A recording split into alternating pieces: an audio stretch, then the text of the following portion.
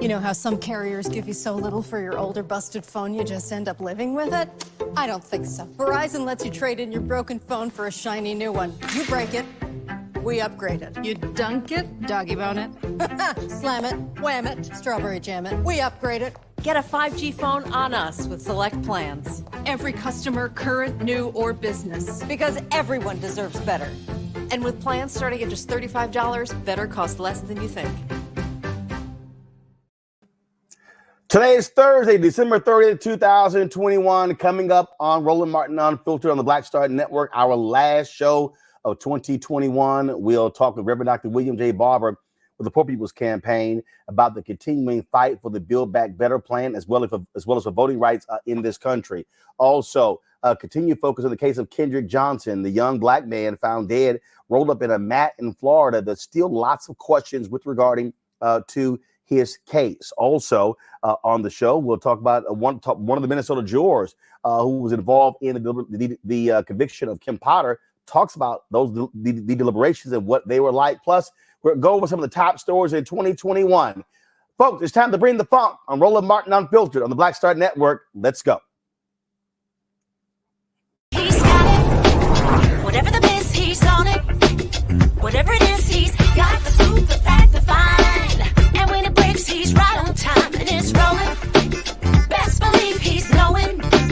Putting it down from sports to news to politics. With entertainment just for kicks, he's rolling. It's on go, y'all. It's Roland Martin, yeah. Rolling with Roland now.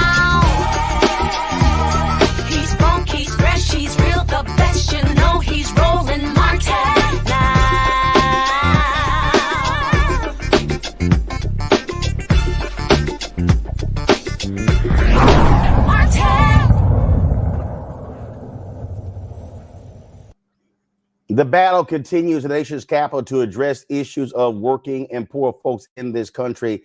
And one of the leading voices on that is Reverend Dr. William J. Barber, the Poor People's Campaign. He joins us right now live on our final show of 2021. Reverend Barber, always glad to see you, my fellow Alva brother. I've been working for the last week. I've been in my basement going over all of my archives, compiling photos and videos, and I've been going over just a number of stuff. I came across a lot of different photos, a lot of different videos involving you and others. And this has been an ongoing battle, not just with, of course, President Biden in the White House, but also has been a battle going back when President Obama was in the White House as well. And matter of fact, I'm gonna see if I can show you this photo here. This is Annie Cooper, of course, from Alabama. She was one of the folks who was one of those foot soldiers this was at the march you guys had here in DC. And she's been on the front line for quite some time, and so many others. And it's a continuous fight. Well, Roland, first of all, thank you, man, and glad you're well. It is, and until America decides that we cannot just marginalize the issue of poverty and low wealth, is morally indefensible. You can't say you believe in anything in our Constitution, our Bible, and allow 140 million people to live in poverty and low wealth in the wealthiest nation in the world. Is constitutionally inconsistent, because we're supposed to establish justice, and it's nothing just about that. It's nothing just about billionaires made $2 trillion during COVID while 8 million more people fell into poverty. There's nothing just about that. And then lastly, it's economically insane, man. It's a drag on the economy. You know, when you refuse to pass something as simple as a $15 minimum wage as a living wage, you hurt the whole gross domestic product of this country. And then lastly, is politically just foolish, because poor and low wealth people now make up 40% of the electorate in battleground states and 30% of the electorate in other states. That's the sleeping giant that when it wakes up, it can fundamentally shift the politics. So whether it's Democrats, Republicans, Obama or Biden or Trump or Schumer or McConnell, it is just absolutely wrong to be ignoring the reality, especially when, Roland, there's no scarcity of resources or scarcity of ideas to fix it. It's just the scarcity of moral consciousness to address it. I mean, it's a perfect example. So we saw Democrats, moderate Democrats, people like Senator Joe Manchin demanding a Congressional Budget Office score of the initial Build Back Better plan. And they kept talking about the impact it's going to have on the federal deficit and how it's gone. Yet asked for nothing when they pass easily a $7 trillion defense budget. Here we were talking about 4 trillion down to 3.5 trillion down to 1.8 trillion. And it was all this consternation and, oh my goodness, what we gonna do? But over here, almost $8 trillion. No problem. Go right ahead. No problem. Over the same 10-year period, you know, and that's and all of those are red herrings. Is you know, we are trapped. Jeffrey Sachs just wrote an article where he talked about the trap of neoliberalism and the trap of trickle down since Ronald Reagan. We're trapped in that foolishness. And then, of course, Roland, as you know, and I talk about all the time, there's racism inside of all of that and classism inside of all of that. But at the end of the day, it's pure greed. And with somebody like Manchin, and I'm at the point, and I'm going in the new year a little different, Roland. I'm just not pulling any more punches. Dr. King said moderates were the worst enemy of the civil rights movement. He said that in a letter from the Birmingham jail. The people who go around claiming to be moderates, what they really mean is how to figure out how not to do stuff or to do the least amount of it. Moderates really mean people who are really tied into corporate dollars and profit, but they try to act as though they really are not. They're just in the middle trying to save the country, when in fact that's not happening. Take, for instance, this Build Back Better plan. Let's tell you why folk need to be fighting. First of all, we've already given over $4 trillion to corporations, Roland, in less than 20 months. People just need to grab that for a minute. Here we are talking about 1.8 trillion over 10 years, which is 180 billion a year. We've already given nearly $4 trillion to corporations in less than 20 months. So to just throw that lie that we don't have the money out the window. Secondly, when you think about something like the Build Back Better plan, it is a step. It's not transformative. It's not an end-all. It's a response. It's a step. It's not even as much as we need. The Economic Policy Institute says we need $1 trillion a year for 10 trillion to address where people were in poverty and lower prior to COVID and then the aftermath. But look at, for instance, the child tax credit. We're talking about 35 million households being helped. We're talking about poor families. Now, who are they? Well, 33% of poor and low wealth people are white. 33% of them. That's 66 million Americans. 60.9% of Black Americans are poor and low wealth. That's 26 million Black Americans, 73 million women. So if you are against the Build Back Better plan and child tax credit, it's a form of racism and it's a form of classism. Go to the earned income tax credit. The earned income tax credit will benefit 17 million low-wage workers. 10 million of them are white. 2.8 million of them are Black. 2.8 million are Latinos. 678,000 are Asian.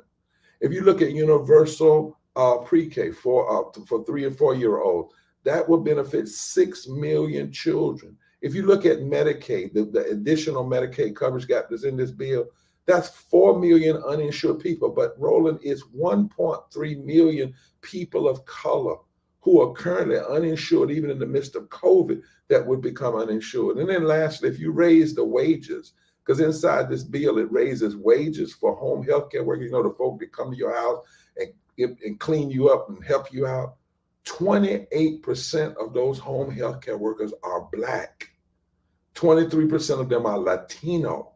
So this bill, unlike the infrastructure bill, most of that money is going to white contractors, but the males. But the big BBB, the majority of this money will benefit poor and low-wage people and a large portion of African American and other people of color. So when you block this and try to stop it, what Manchin is doing, it is not only hurting people, it's specifically a matter of racism and classism. That's why we cannot let a phony deadline of December be our deadline. Our deadline has to be victory. And lastly, we cannot separate the battle for economics from the battle for voting rights. That's a trick. Right now, they're trying to get the Black community to focus all of our attention in January and on the King Day on just voting rights and forget the Build Back Better plan. That is not King. That's not what Dr. King would have done. He said 3 triune evils: poverty, militarism, and racism have to be addressed simultaneously. And Roland, one more stat. The child tax credit income, part of this bill, 1 military contract to Lockheed Martin for 1 year would pay for the entire child tax credit. Just one contract would pay for the whole 10 years. So this is a serious moment in our history, and we better be careful that we don't let people bifurcate us. Well, Black folk won't be over here fighting for voting rights, unions over here for this other stuff. No. These are simultaneous battles. That's right. And that's why the Poor People's Campaign is not backing up. We were in West Virginia on Christmas Eve. We're announcing on the 7th, we're going to launch a call-in. Since COVID's keeping us from sitting in, we're going to do a cold call-in every day until we win, until we beat this. And we're going to do other things throughout the course of the year. I'll be talking about with you later. Bringing my panel now: Reese Colbert, Black Women Views; Greg Carr, Department of Afro-American Studies, Howard University; Faraja Muhammad, radio TV host. I'll start off with you, Reese. A question or comment for Reverend Barber? Hi, Reverend Barber. It is always an honor to be in your company. You talked about not pulling any punches. what is your sense beyond Joe Manchin, the resistance in the Democratic Senate caucus towards some of these large, priorities like Build Back Better and the voting rights? Well, we have to say Manchin was the front person. There are about 13 so-called moderate Democrats, and they're all basically, resisting. We knew we had a big problem when the American Rescue Act was being pushed through, and Manchin and Sinema and some of these other moderates voted to take the $15 living wage out of the bill. Now, people didn't call that racism, but if you look closer, that would have impacted 32 million Americans, and over 40% of Black people would have been raised out of poverty and low wealth with just one vote, one bill. And a Black vice president, a female, would have passed the deciding vote. So one of the things we've got to do is attack the whole system. We've got to challenge the moderates. We have to challenge Sinema and Manchin. So one of the things we're doing, based on what we have seen this year in the inability of this Congress to act, inability of Democrats, even with the majority, and the way in which some of our people, I think, are making, we think, strategic mistakes, we're calling for a mass Poor People's Low Wage Workers Assembly and Moral March on Washington on June 18, 2020. We're going to begin and not just as an event, not just as a day, but as a declaration. And on that day, June 18, 2022. June 18, 2022. That's right. I'm sorry. And on that day, we're going to put in front of America her own self. This is not going to be a place for people to speak on behalf of people. But we're going to bring Kansas farmers and Black low-wage workers together, people from Appalachia and from the Delta, with economists, with religious leaders. And we're laying out an agenda. It's not just to be mad. It's declaring a third Reconstruction agenda is needed. We're going to say what that agenda is. But watch this. It's going to be a march on Washington to nationalize states, and then from Washington to the polls, because we're going to organize, and we are organizing, a significant number of this poor and low wealth people. We've done some data and found out that in most battleground states, it would take less than 22% of poor and low wealth voters who are already registered, who didn't vote in the last election, to change the outcomes of elections in that state. Most of them don't vote because they never hear Democrats or Republicans talking about poverty and low wealth. What we're doing is saying you got to start voting for yourself. You have to start exercising your power. So we're trying to wake up this sleeping giant and shift the moral narrative in this country and build political power. Otherwise, the moderates are going to continue to do what they do, which is always move more in terms of gradualism than fundamental change. Faraji. Good evening, William. Good evening, Reverend Barber. This is always a pleasure to talk to you, sir. First and foremost, I truly appreciate the work that you continue to do on behalf of the poor and the voiceless. But my big question is, Brother Reverend, is that we know that there is a political will, but something that you always speak about is having the moral will. We know that a lot of these politicians, they have the resources. They can do, like you were saying, you're putting out this, you're painting a beautiful picture in terms of what can change if they just decide to do the right thing. And that's the moral will. How do we get these politicians, these lawmakers, to have the moral will to move forward on such a powerful piece of legislation like this Build Back Better a bill here? Well, I think one thing, we have to call it a step.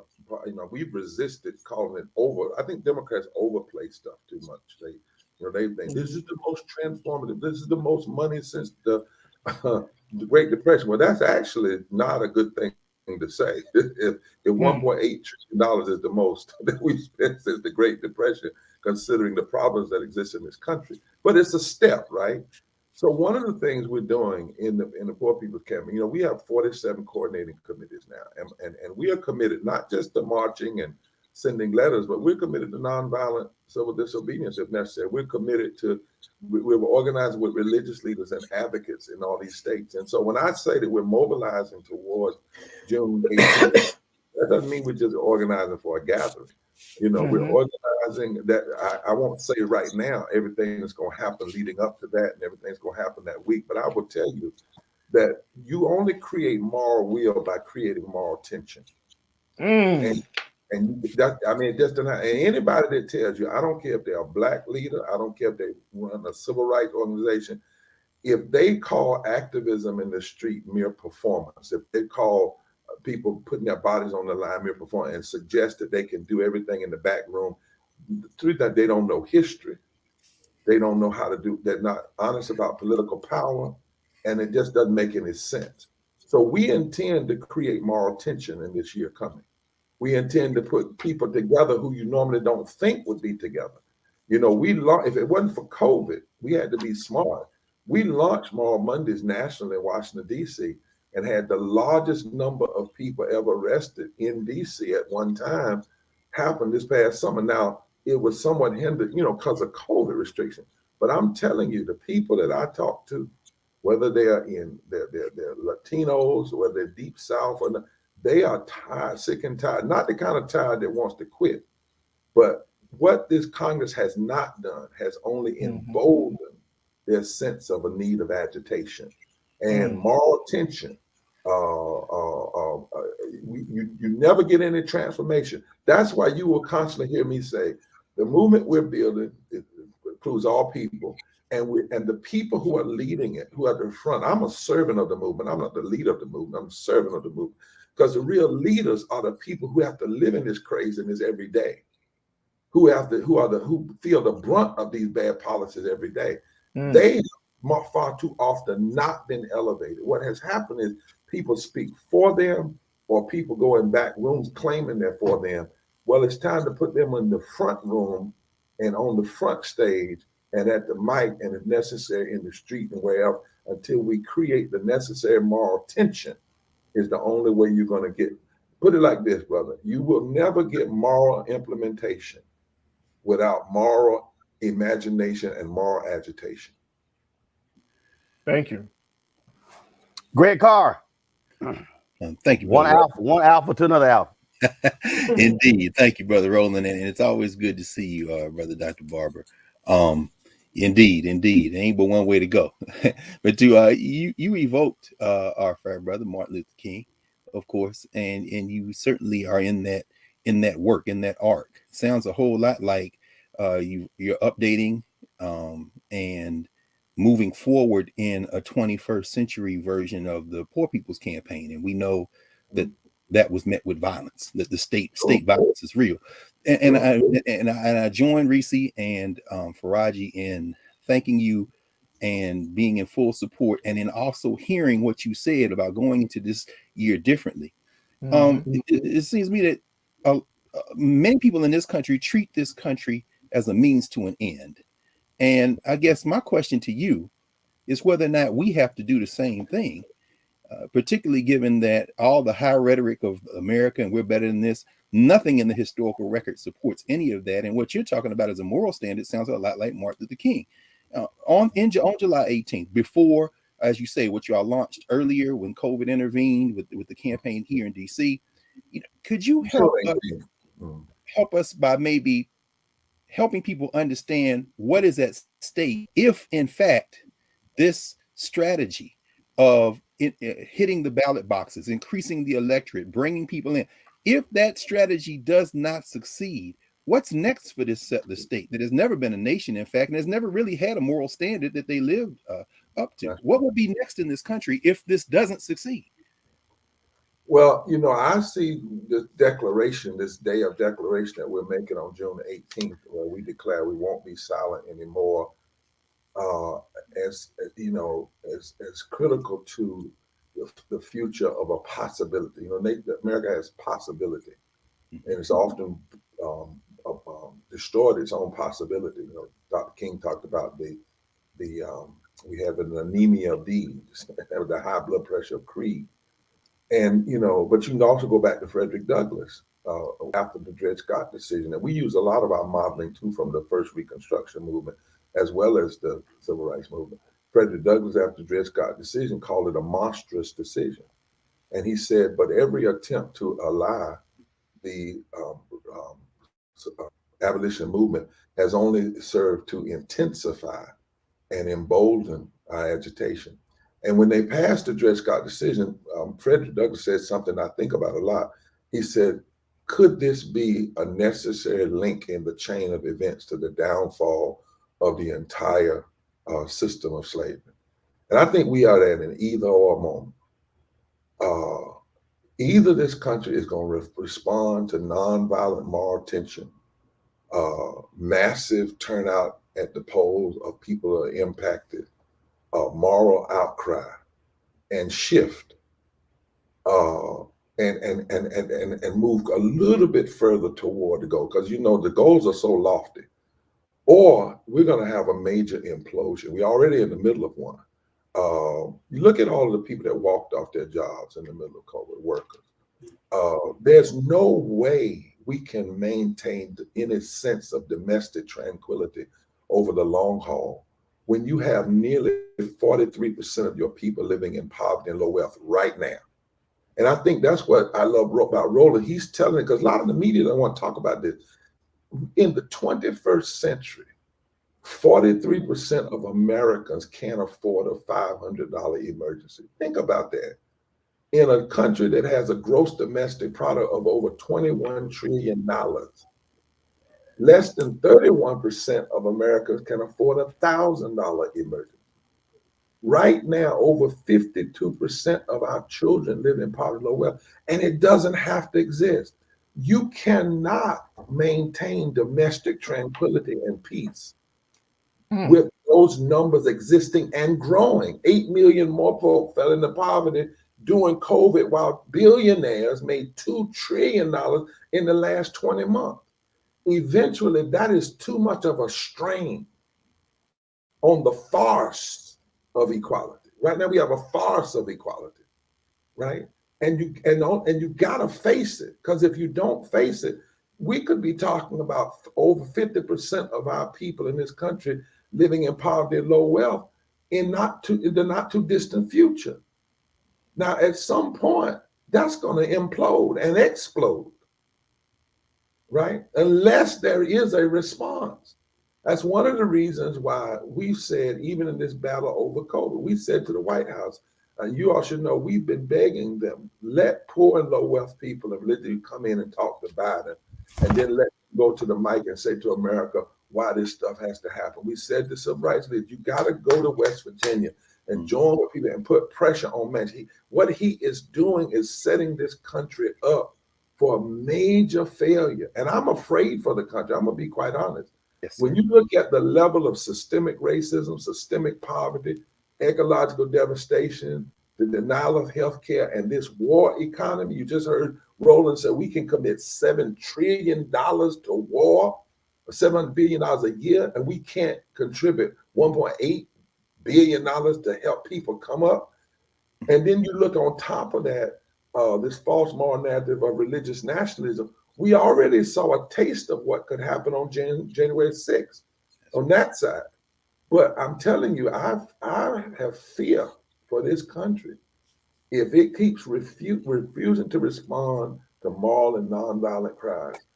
The level of economic pain in this country, right in the face of all of this opulence, is a dangerous mixture. It is dangerous. And that's why people that I know and I'm talking to, whether they be white mamas in Appalachia or black mamas in the Delta, they're willing to put it all on line. In fact, you know what they tell me, Doc, when we go meet with them in those places? They said, we have no choice but to fight. My goodness. Our backs are against the wall. Now, either they're going to fight in a nonviolent way, in a moral way, and the nation respond. But if the nation keeps dismissing that energy is going to go somewhere. Yes, sir.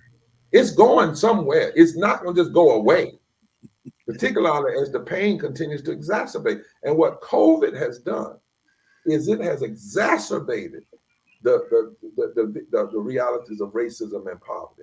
And in a strange sense, this sickness has given us a chance to get well. And if we cannot respond with a level of grace and compassion and morality in our public policy, after 800,000 and growing deaths.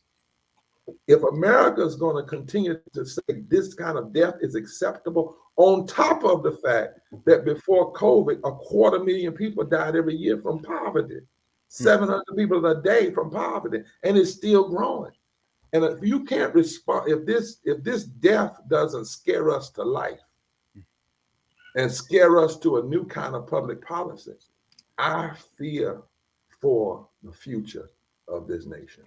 Well, which is why, Reverend Barber, I believe what has to happen as we, look, once we go into the new year, you talked about MLK Day.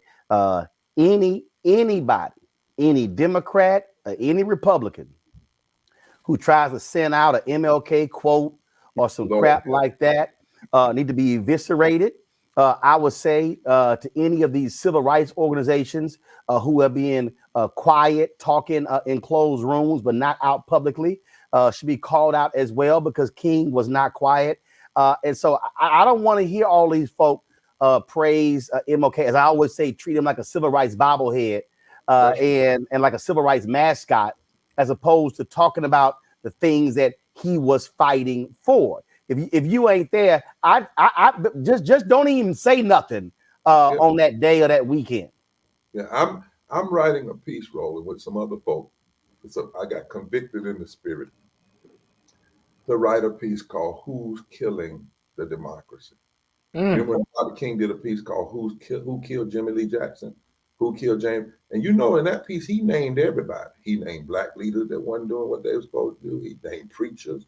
He named the white Klan. He named moderates, because he said, at some point, you have to do an autopsy. And the reality is, even when I see people trying to one issue, Dr. King, or one issue today, just voting rights. No. Martin was very clear to us. If you don't address these triune evils, and we say today it's not triune, it's a 7-dimensional evil. It's systemic racism, systemic poverty, ecological devastation, denial of health care, this war economy, the undermining of our children's possibility in education, and the false moral narrative of religious nationalism. And they are all interlocking injustices. And we need an intersectional moral fusion movement to address them. And God help us if we don't.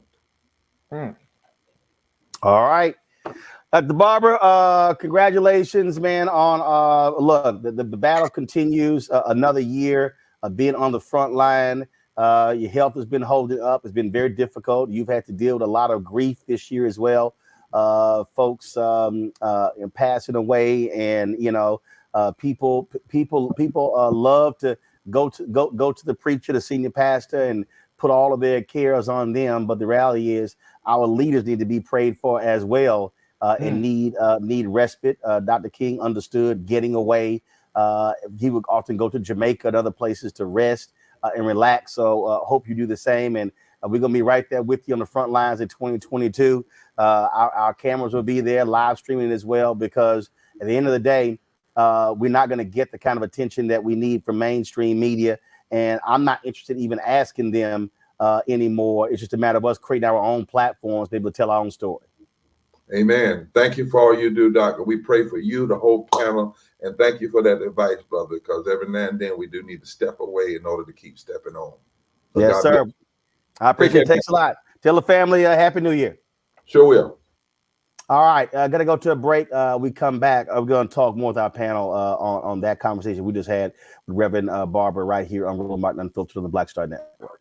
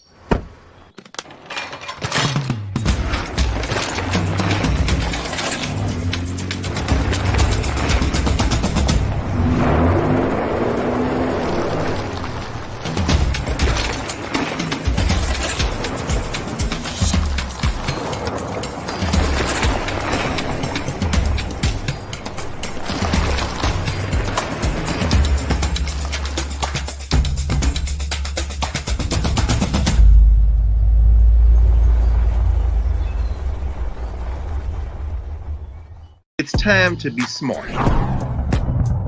Roland Martin's doing this every day. Oh, no punches! Thank you, Roland Martin, for always giving voice to the issues. Look for Roland Martin in the whirlwind, to quote Marcus Garvey again. The video looks phenomenal, so I'm really excited to see it on my big screen. Support this man, Black Media. He makes sure that our stories are told. See, this difference between Black Star Network and Black-owned media and something like CNN. I got to defer to the brilliance of Dr. Carr and to the brilliance of the Black Star Network. I am rolling with Roland all the way. Honored to be on a show that you own. A black man owns the show. Folks, Black Star Network is here. I'm real revolutionary right now.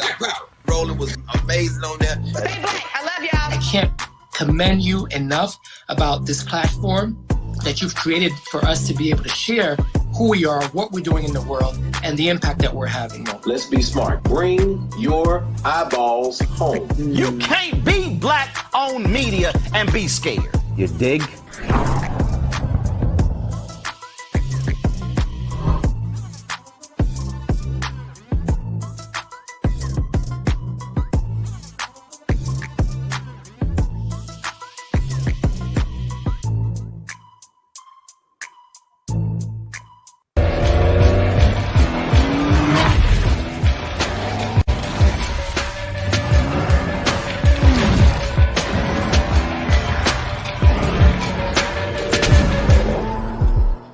Hi, I'm LD Barge. Hey, yo, Peace World. What's going on? It's the Love King of R&B, Raheem Devon, and you're watching Roland Martin Unfiltered.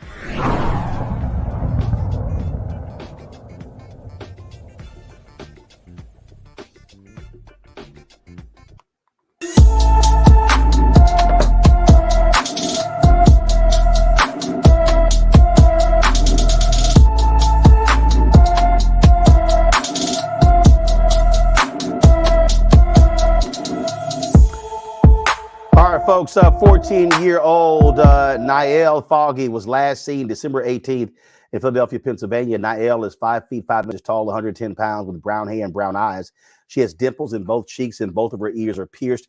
If you have any information, call the Philadelphia Police Department at 215-418-0265, 215-418-0265. All right, I want to bring my panel back in here. The conversation that we just had, I think, really is an important one, and I want to start, Reese, where Dr. Barber talked about how we can't separate the economics from voting, and it's always interesting to me when I listen to people and they want to talk about public policy. I was just on the fan base app in the chat room, and some folks were talking about, how, we just give our vote to the Democrats as if Black people don't think we actually do. In fact, we think far more diligently about how we vote than, frankly, than a whole bunch of other people. And one of the things that folks were saying, well, with the CDC, they ain't doing this and not doing that. And then I had to remind them, I said, well, that's not true. The George Floyd Justice Act passed the House. CDC led that. The For the People Act, the John Lewis Act. I mean, I went on and on and on.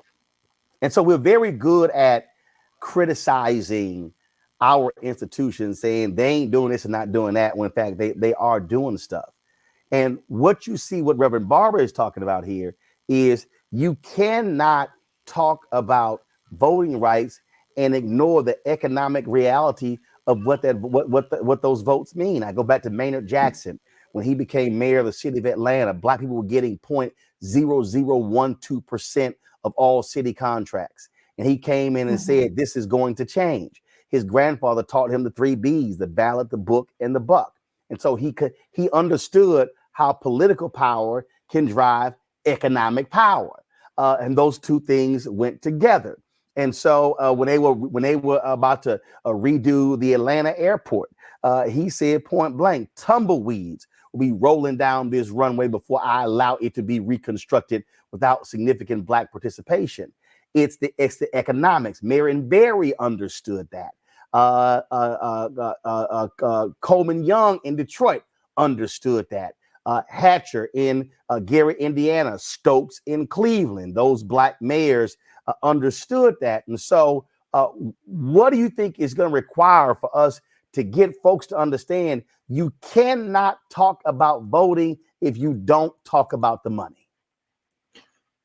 Maybe Putin deciding that Black people should be very much attuned to this, particularly on social media, because it seems like our attention span on social media and the narratives that are driving it are about chaos, are about discontent, as opposed to education and empowerment and really understanding how to move the needle. I mean, I was pretty appalled when I saw a lot of the feedback. And granted, I've talked about disinformation campaigns and how some of what we see is manufactured or artificially boosted, but I was very much appalled when I saw the reaction to when Vice President Kamala Harris, for instance, was touting the child care tax credit or the child tax credit, that people were saying things like, I don't care, sis, cancel my student debt, or, you know, being very dismissive of it, or even when she laid out the lead pipe removal or lead water removal plans, and people were again talking about, you know, what other things that haven't been done, as though these are not issues that particularly impact our community. And so I think we have a breakdown in our communications. We have a civics breakdown,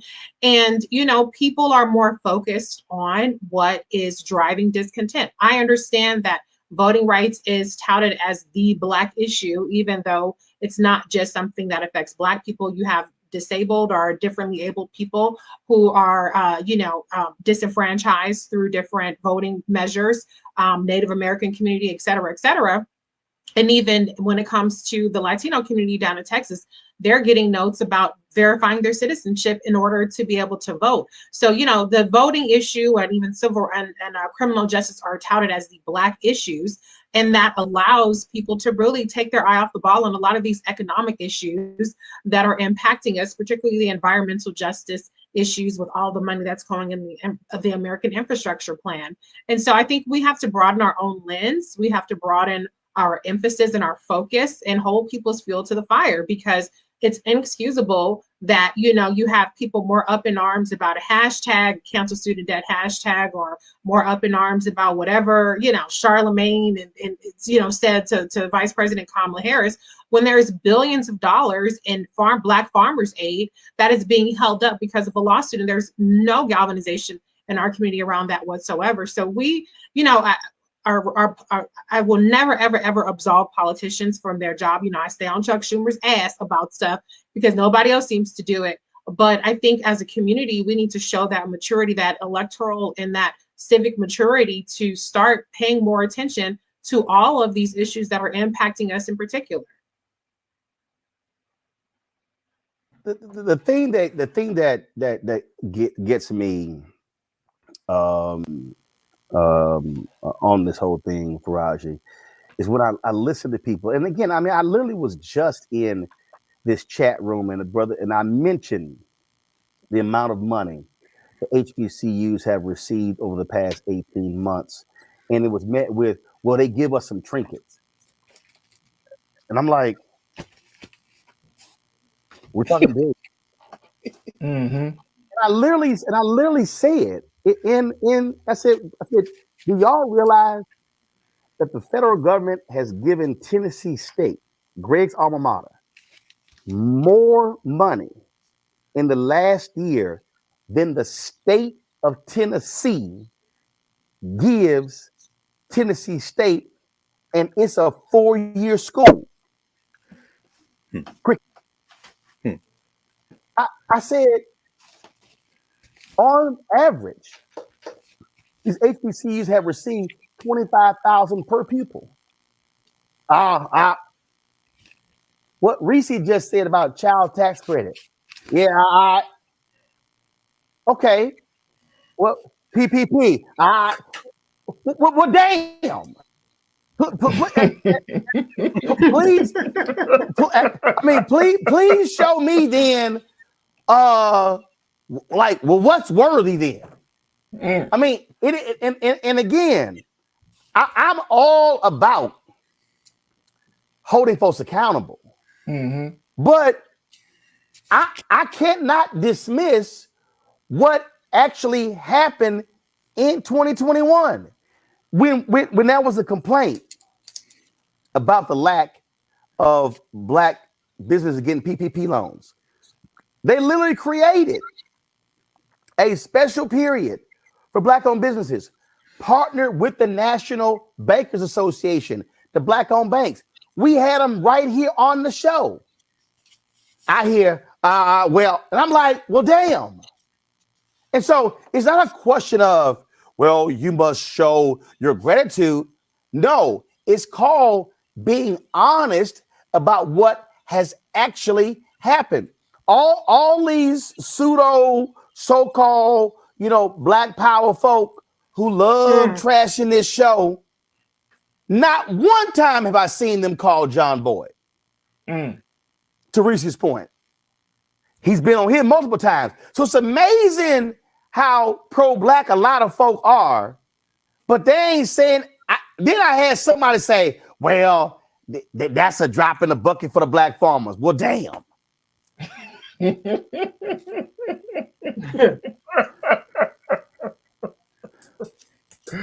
Well, I think a couple of things, Brother Roland. First and foremost, I mean, I think that people are seeing all that they experience. Like when you listen to Reverend Barber about, I mean, he was just breaking down the data in terms of the number of people in this country that are poor. And not to prop anybody up here. I mean, we're all just a couple of paychecks shy, might be, of being in certain, categories. But when you look at how many challenges that are on the table that are facing Black people in this country, and then the pace of progress, it's so slow that you're creating a culture of frustration. You're creating a situation where people are just feeling like there isn't enough. That's not enough. That's not enough. But I think to your point, the ball has to start rolling somewhere.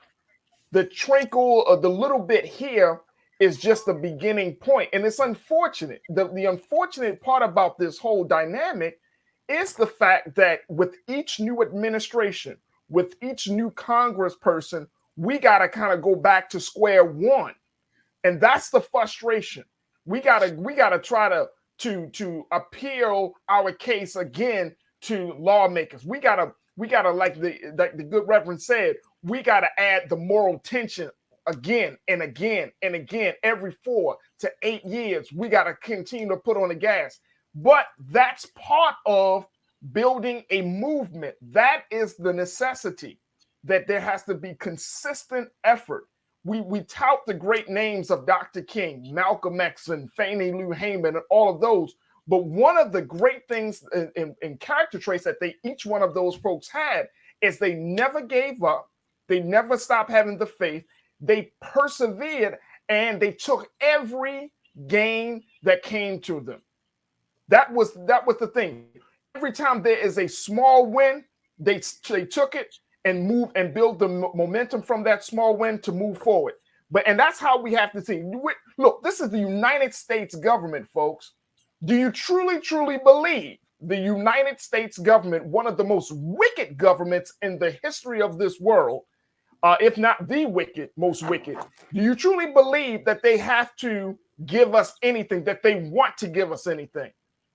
So we have to put things in its proper context and perspective to look at it, that if we're making some moral gains, if we're getting $5 billion for Black farmers, or if we're getting money for HBCUs, we got to take that win, but at the same time, keep the foot on the gas so we can keep it up the ass of those who want to make sure that they trying to stop the progress. I mean, the Reverend, I'll end it like this. Reverend Barber said that one bill could have saved 32 million Americans. One bill, one vote. And look at how the heart of the lawmakers have just hardened to the point they don't even give a damn. So we got to get into a space that we got to take the wins, but we got to keep that foot on the gas to keep it up the ass of all these lawmakers to make sure that they understand that we got to be serious about our own progress and freedom. We got to be serious about our own movement and revolution. But the problem I see with this, Greg, is when it is a singular conversation. What I mean by that is we, for some reason, whenever we have these conversations, it always reverts back to the federal government without realizing that if you actually add up the state budgets, they exceed federal. So when we're talking about how do we make economic change, literally, somebody made a statement. Somebody made a statement in this chat room about how we own all this stuff before the Voting Rights Act, and now we don't. I said, well, us voting ain't had nothing to do with that. I said, what we owned before, I said, during Jim Crow was because we couldn't live and eat and work anywhere else. I said, then when integration came, we then went all about. So I then said, well, okay, so if we keep having this gentrification conversation, I remember when I was moderating the National Urban League State of Black America report, and gentrification, one of the big issues. And I turned to the audience and I said, I'm sorry, are we going to have a conversation about gentrification, or are we going to come back a year from now and the National Urban League has created an investment fund to buy up the land that's in our neighborhoods, so therefore we still own it? See, I mean, so we can sit here. It's like I had these same so-called pro-Black Negroes dogging me for demanding corporations spend advertising money with Black-owned media when we're buying their cars, their hamburgers, their shoes, their clothes, their jewelry, and everything.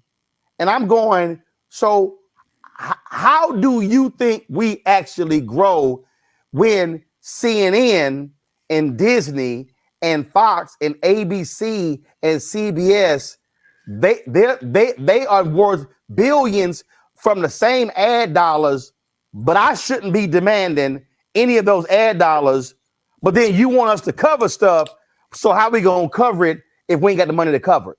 And so at some point, we've got to also look at, as Reverend Barber said, Dr. King did, we get to challenge some Black folks on what our game plans are, or are we only going to talk about, hyperventilate about the problem, as opposed to say, no, here's a plan of action, now we're going to get it. I ain't had no problem saying we put together a plan of action and went after the money. And we've gotten some of the money. We ain't gotten all that we supposed to get, but we still going after it. But I'll be damned if I'm going to sit here and say, yeah, no, why you out there begging the white man?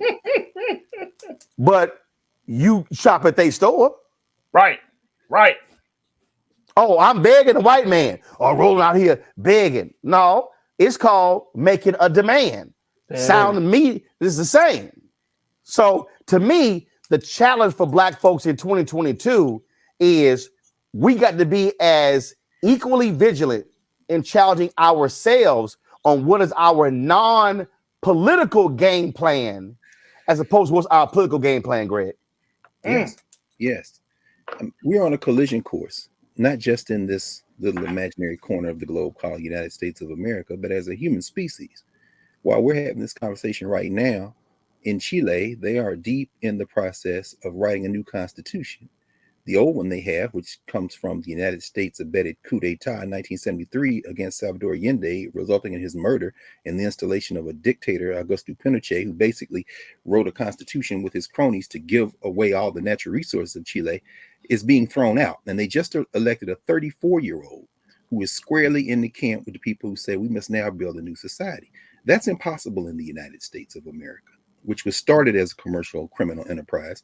And Reverend Barber, our brother, as he said, walking into 2022 with a different attitude, is firmly on a collision course. So are you, Roland. You're not going to censor what you say. You're not going to not speak truth to power, regardless if you get $1 billion from advertisements, white advertisers, white companies, or 1 penny or nothing. And I think that too puts you on a collision course, puts us on a collision course, because the system we are in is unsustainable. We heard Reverend Barber talking about that. one of the most difficult things we have to face in this moment, of course, is, and Reese keeps bringing this up in terms of the disinformation dimension of it, is the saturation of media. There is so much to watch that people tend to watch nothing. There was a recent poll in the UK which asked the population there, who do you trust for COVID advice? The number one category was friends and family.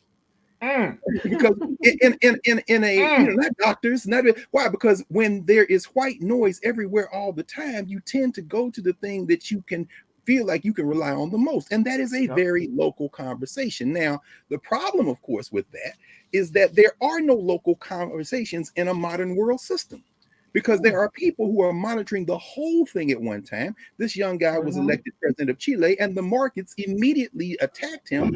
And you see the Chilean stock market begin to dip. Why? Because the market has other interests than the people. This is why there's a collision course.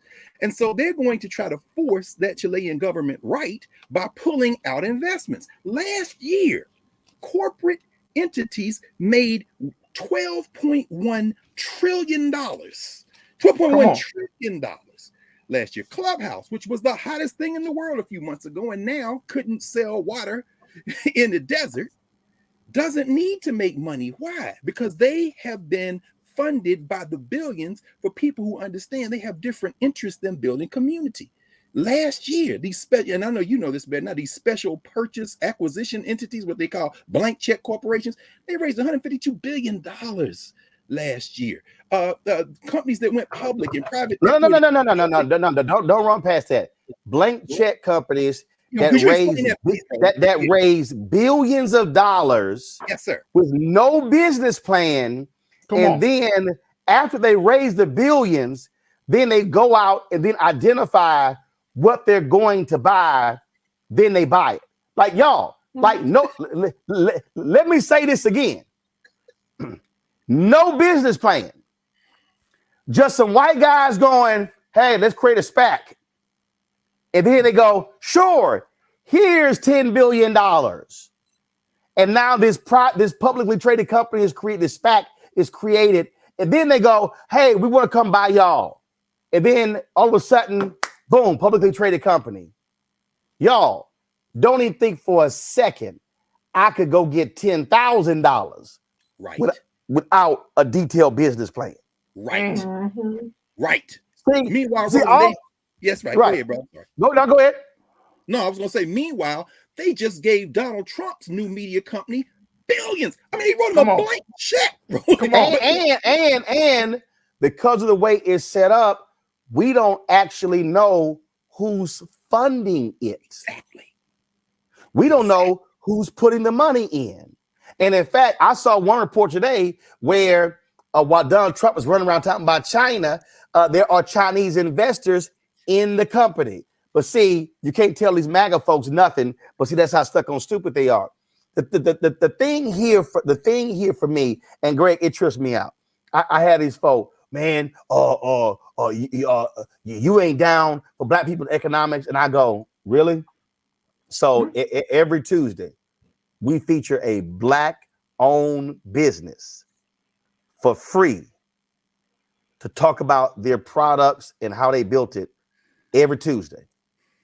Every Wednesday, we have a black-owned tech company doing the same thing. And it's nothing personal. I had somebody go, well, man, why you ain't had Claude Anderson on? I said, because I actually have people on who's doing what Claude's talking about.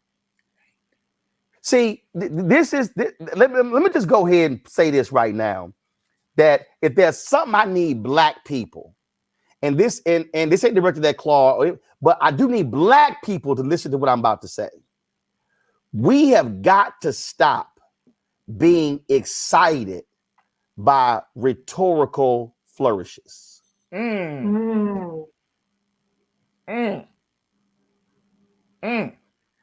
Listen to me clearly. We love to listen to people talk about what we should be doing. Come on, facts. As opposed to listen to people who are doing what others are talking about. And the only reason I'm using Claude Anderson as an example is I've met Claude before. I like Claude. But I'm actually doing what Claude talks about. One of the things Claude Anderson talks about is to build a Black community, you need a media apparatus. We built it. He says you use your media apparatus to then tell the stories of other Black people. Boom, that's what we do. Mm-hmm. So when people go, man, you need to have them on, I'm having the very people on who he talks about. See, that's the thing people understand. See, what y'all got to do is go to the Breakfast Club and look at the views. And look, they'll have this person, that person, 1 million, 2 million. Rhetorical flourishes. We love people who can turn phrases. Man, they were dropping that knowledge. They would drop. Okay. What are we going to do with it? See, I'm about doing something with it. That's why y'all can run the video. We get aired on TV One. When I turned to Mark Morial and I said, Mark, I want to come back here next year, and the Urban League has created $100 million gentrification real estate fund to go buy property. I'm tired of talking about gentrification on these damn panels. Right. I want to talk about us creating the crowdfunding campaign, but we actually did it. Right. The brother in Atlanta, I think was named Jay Morrison, did that. Whole bunch of folks, man, but the brother, he ain't shit. I said, hold up now, see, now we run around, says what folks should do, then we talk about what folks should be doing. Last night, we had my brother Isaac Hayes III on. When he came on the show, they had raised $150,000 via their crowd fund in the first 24 hours. This morning he posted, they've already hit 300,000 on their way to raising 2.5 million. Y'all, if we gonna do something in 2022, it's time, and Greg wanted to speak to this, where we stop flapping gums, where we stop rewarding people who talk a good game, and then we start saying, no, what are we doing? How did we grow? How do we get bigger? How do we expand? I am tired of, I am 53, turned 53 in November. I'm not interested in the woe is me conversations. This is about how do we achieve progress, and that means on the city, county, school board, state, federal level, private business, corporations, you name it. What's not going to happen on this show, and I'm gonna tell you, I had somebody tell me, man, why don't you have this brother? I said, you want me to put somebody on who all he does is trash me on YouTube and won't even show his face? And I'm sorry, what expertise does he bring to the table? You want me to bring somebody on who all they do is talk in front of a wall? They got a bad lace front, and all they do is talk about other Black people, and they don't have anybody of consequence on their show. So y'all want me to put them on my show? This is what I said. All them people can go talk on YouTube by themselves. They can go on IG Live, Facebook Live. They can go on all the lives they want to. But what I'm not going to do is put on mess to create mess. What all we have in the Black community is a whole bunch of mess. Ain't interested. That's why y'all ain't gonna see now. Look, now Reese love them housewives shows. That's fine. I don't care. I'm good. I know. I see your tweets, but y'all need to know you ain't gonna never ever see a housewife on this show. And if they come on this show, they not gonna be talking about none of them housewives. Because I'm sorry, I got finite time and I have limited time for mess. That has to be our focus in 2022, Greg.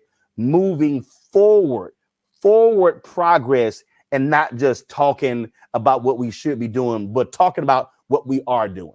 Go ahead before I go to break. Absolutely. Well, quickly, I mean, here we are on the 5th night of Kwanzaa. Nia means purpose. And that purpose speaks to working together as a community to advance. Unfortunately, there is no definition of Black community. You framed it perfectly, Roland. Up until the end of American apartheid, we were forced together. But after the end of legal apartheid, what you see is, and you've seen it happen in South Africa since the end of apartheid there in the 1990s, you've seen in that community what happens in all communities in a capitalist society. The Black elite begin to distance themselves. So there is no we, so to speak. The same people, and I'm not talking about Black people, the same people who are funding Clubhouse so they can lose money for years and it never matters, who can inject in chaos, the same people who are doing these shadow investments and just going out giving people money are the same people who paid your mansion. They're the same people who don't want the White House records released. They're the same people who have Ron DeSantis in witness protection right now as people are dying in Florida. They have an interest beyond that. We have to start treating this country the same way everybody else treats it in that category, as a means to an end. And so the political, what you're doing here is not being done anywhere. You have people who represent the full range of opinion, idea, and work in Black communities globally. That is a fool's errand in some ways, because what you imagine, like what the rest of us try to imagine, is that Black community means something. But in fact, the material reality is that it does not in a capitalist society. People will often pursue their class interests. Now, how does that relate to what Reverend Barber was talking about very quickly, because I know we're going to break? The simple fact of the matter is that Andrew Young in Atlanta and Maynard Jackson in Atlanta were not Marion Barry in Washington, D.C. They came out of different traditions, although closer Young to Barry. But Marion Barry's commitment was to grassroots empowerment, and he used collective political office to that end. Andrew Young's commitment and Maynard Jackson's commitment were no less different, but their concept of getting there was different, which is why Martin Luther King, shortly before he died, when Andrew Young began to engage in a critical examination of King's philosophy, said, "No, Andy, I don't want to hear from you tonight. You're a capitalist." So Reverend Barber represents, when he says this moral tension is going to emerge, the crisis in this country is a material crisis. And the reason Black people look to the federal government is because in the annals of this country's memory, the federal government has often been the in loco parentis, or the heavy to weigh in with the interests of Black people, when basically the first Reconstruction was the North allowing the South to have home rule as a condition for keeping the country together. The second Reconstruction was Black people trying to violate that principle. And what did we get for the last 50 years? A violent pushback. If we keep this up, it's going to be some violence from the state. And Merrick Garland ain't going to do a damn thing about it. Finally, here we are on the verge of what Reverend Barber might call a third Reconstruction. But that will only take place if we understand that if the Urban League bought up $1 billion worth of property, and it displaced people who don't own homes because the property value went out or drove them out of their own communities, then the Urban League will be part of the problem. This is a moral crisis. And what you're trying to do, and what you are doing with Black Star Network, is trying to bring everybody to the table to have a very serious conversation about which way forward. And until we have that conversation, we can't just use the color of somebody's skin as a proxy for group advancement, because some of them Negroes are our enemies. And with that, we go to break. We come back. We'll talk with the parents of Kendrick Johnson, who are still seeking justice for the death of their son in Georgia. You're watching Roland Martin Unfiltered on the Black Star Network.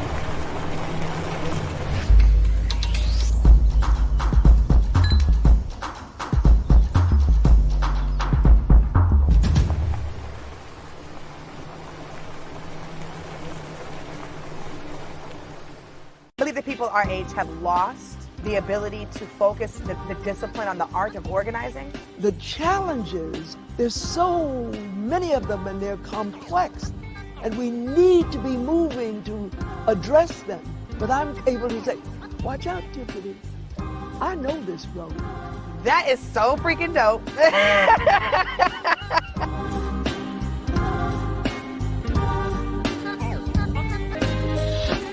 I can't tell Roland nothing because Roland got game. Roland is one of the best lefties I've ever seen in my entire life. So Roland kicked my ass the last 3 times I played, so I really have nothing to say to Roland.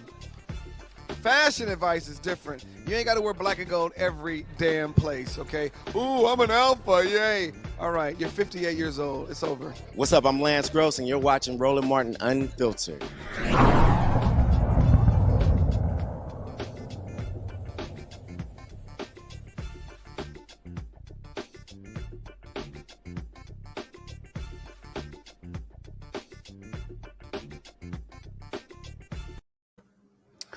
Oh, Chris sounds salty.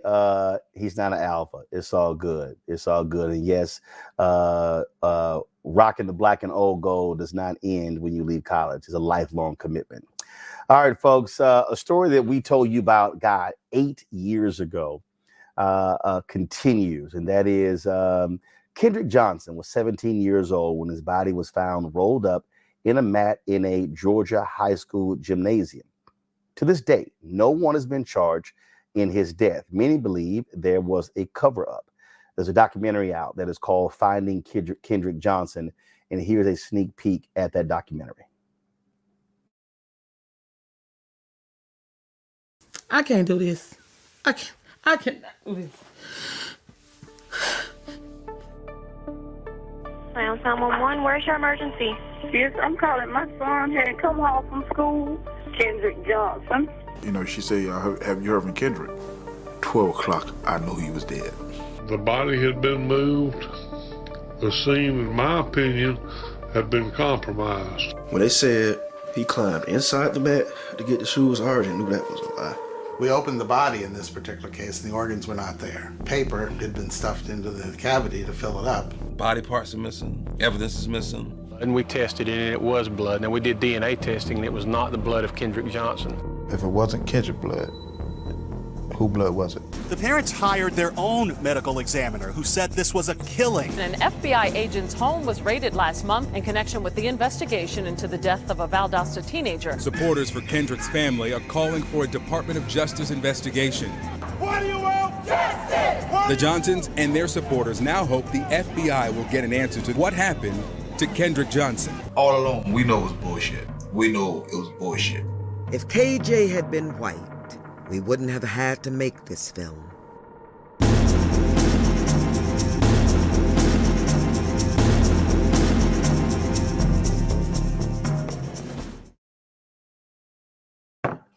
Man, joining us right now is the parents of Kendrick Johnson, Jacqueline and Kenneth Johnson. Jacqueline, we have your camera there. Kenneth, if you can turn your camera on, that would be great. Jacqueline, I'm going to start with you. I mean, there's some things to me that are real basic. And I remember when this story first happened, and they said his shoe was inside of a mat. And they talked about how heavy the mat was. Well, the first thing that I said from a common sense standpoint, if my shoe is at the bottom of a mat, all I got to do is tip the mat over and slide my shoe out. The logic of climbing down a mat to get my shoe just makes no sense whatsoever.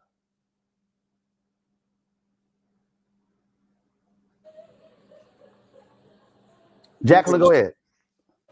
Yeah, it makes no sense. They, I guess they just thought we were just ignorant, dumb parents that were gonna believe anything they said. And it's just, it was just baffling. And again, I remember the video came out and we begin to see more and more of this. It just, I mean, stuff just simply did not add up. The case was closed. So has a new U.S. attorney, have they reopened? Are they examining the facts of this case? What's actually happening right now? Well, right now the case is open, but they're not doing anything about the case. The case was reopened just to satisfy the community because the sheriff that got rehired back in for sheriff this year is not the same sheriff. And he promised the community that if he got rehired, that he would reopen the case. And so that's just what he has done, reopen the case, but he has not done nothing about it. It is just, there's just so many questions about this. And I assume doing this documentary is important to continue to keep this story fresh in the public's eye. Yes. To keep spreading awareness and let the people know that what happened is just what we said from day one.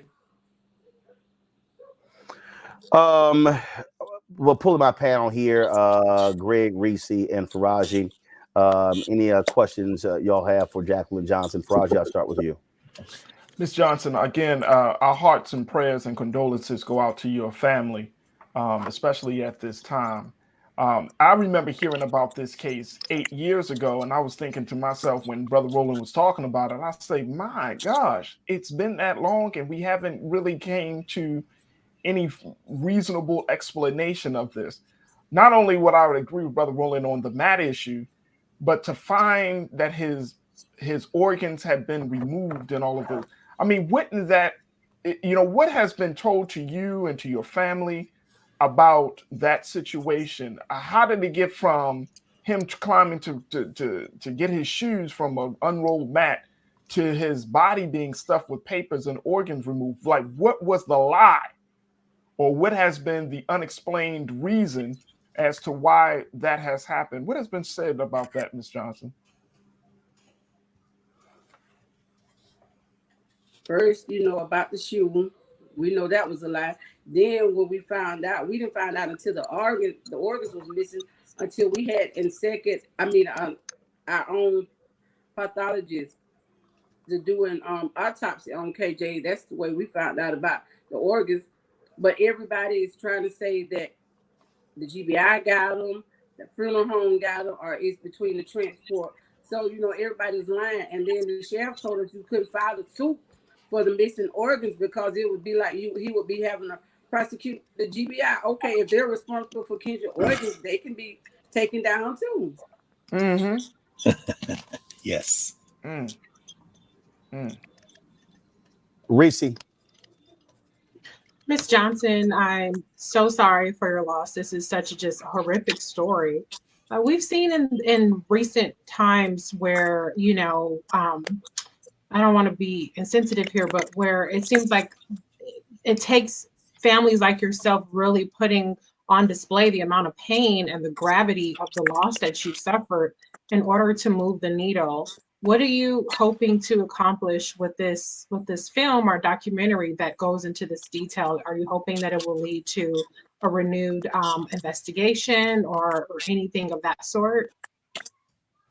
I just feel like at this point, in the documentary, it's enough evidence that they have gotten from the 17 boxes that were returned from the Department of Justice, and the documentary where it clearly shows where the young man lied at. That it's enough evidence. I just want this is a case that it's been politics. They have turned it into it's not about Kendrick dying. It's about covering up for people that supposed to have been in that we shouldn't have had to be fighting for. The people should have been in places. Well, they're in the place that they should have been doing their job, and so we're having to fight because of our skin color for our child, that they don't feel like his life mattered. They thought we were going to be this poor black family that didn't care enough about our child, that were just going to let them tell us anything, and we were going to go away, but we're not going away. Like I tell them, and I always tell them, they messed around and killed the wrong black child this time, because we're not going nowhere. We're going to fight them till the end. And there's no such thing. People keep talking about what does justice look like. There's no such thing as justice, because justice will be my child here with me. That's right. That's Come right. on. Yes, ma'am. That's right.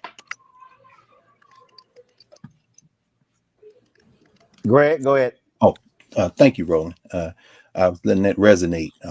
The ancient Egyptians, Ms. Johnson, would have called that a seba'it. That's a teaching. Not a lot of words. You don't need a lot of words when you say it the way that you said it. And I'm glad that you said what you said at the very end there, because, well, all of it, but especially the end, because the language is changing now. When we started seeing this latest iteration of killing of particularly our children, there were often calls for justice. But as Sabrina Fulton, Trayvon Martin's mother, said many years ago, she's part of a group she never wanted to be part of. And I know that that's the case, that you never want to be part of this group.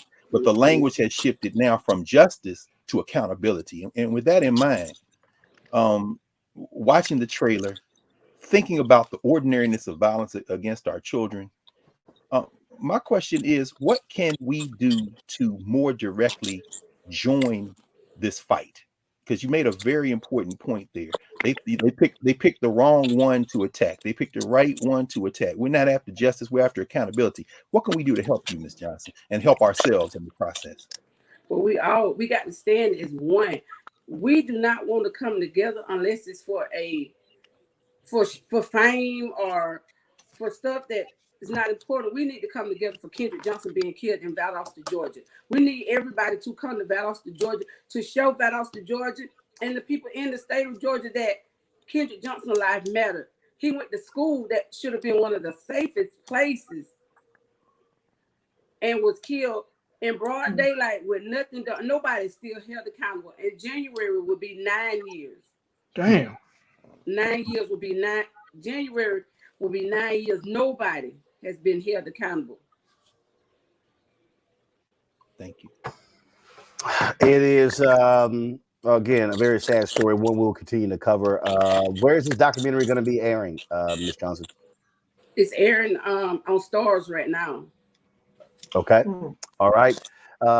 We certainly appreciate it. Jacqueline Johnson, thanks a lot. We were supposed to have Kendrick Johnson, couldn't get his camera up, but we're certainly glad to have you here and keep us abreast of what happens. We certainly will continue to cover this case and to seek that justice for Kendrick Johnson.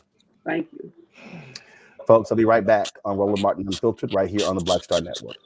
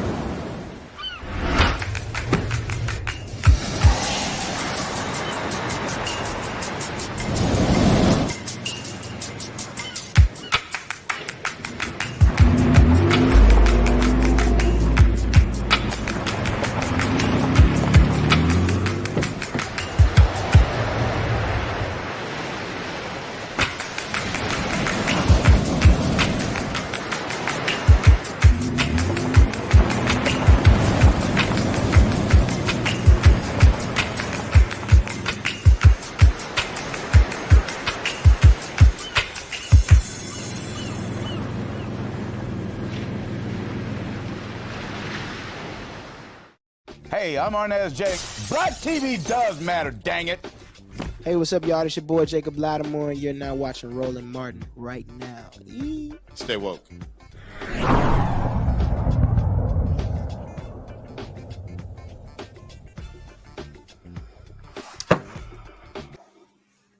All right, folks, a weird story out of Alabama where Judge Alabama Randy Jinks lost his job for racist and sexist remarks online and to staffers. That was one of the stories that we covered this year, which pretty crazy story. So there's some other stuff we want to talk about, of course, 2021. So I'll start here. Reese, big stories in 2021. What stood out for you?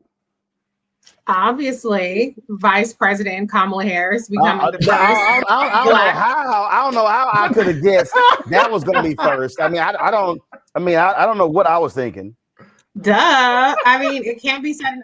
We made such a big deal about Obama, rightfully so, and then it's like a Black woman becomes vice president. It's like, who cares?